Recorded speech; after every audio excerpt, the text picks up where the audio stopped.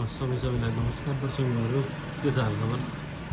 आज तपाईँहरूको लागि अगाडि मैले फेरि एउटा नयाँ प्रडक्ट लिएर आएको छु है।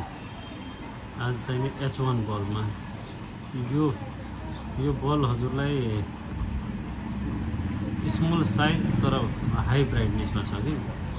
जस्तै यसको बारेमा म तपाईँलाई भन्छु। जस्तै यो ओरिजिनल H1 बल हो, 55 वाटको H1 बल। अब यसको र यसको साइज हेर्नु है।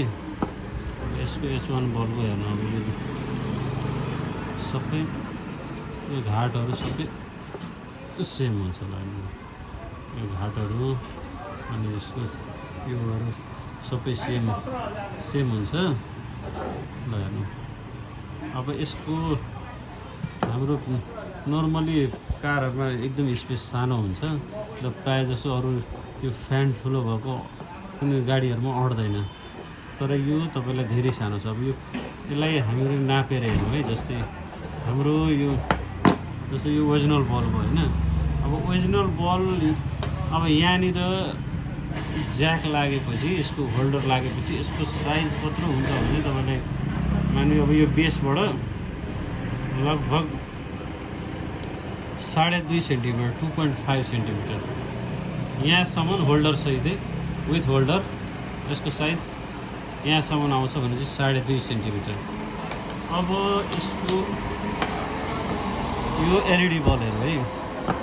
एलइडी बलमा अब यो बेस जुन यो बस्छ नि, बेस अब यो बेसदेखि हामीले नापौँ है। अब यो बेसदेखि हामीले यहाँसम्म भयो 2.5 सेन्टिमिटर 2.5 सेन्टिमिटर। अब यहाँदेखि यहाँसम्म फ्यानको भाग कति छ?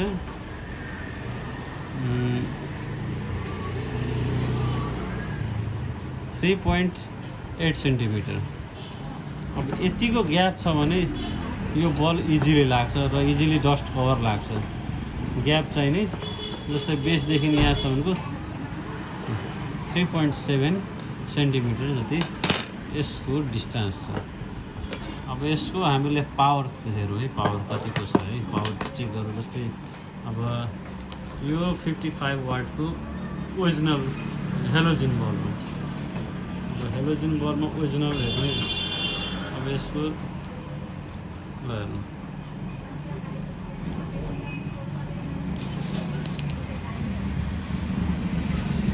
59 वाट देखाइरहेछ। यो 55 वाटको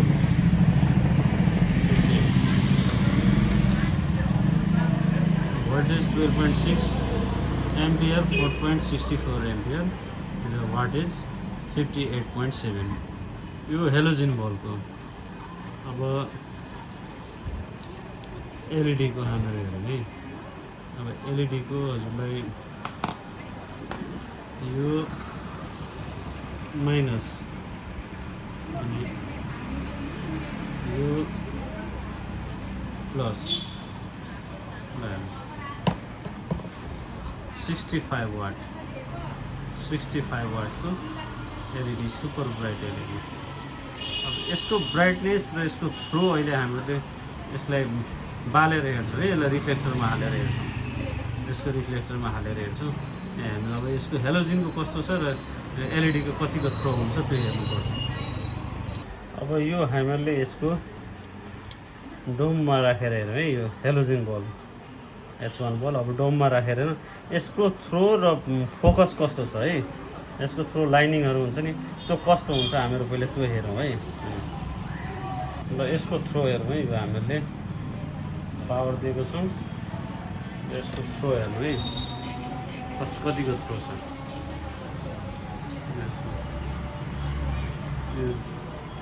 यसको थ्रो हेरौँ हामीहरूले। ल हेर्नु यो छ नि, यसको थ्रो यो भयो होइन। अब हामीले एलइडी हालेपछि यसको थ्रो हेर्नु।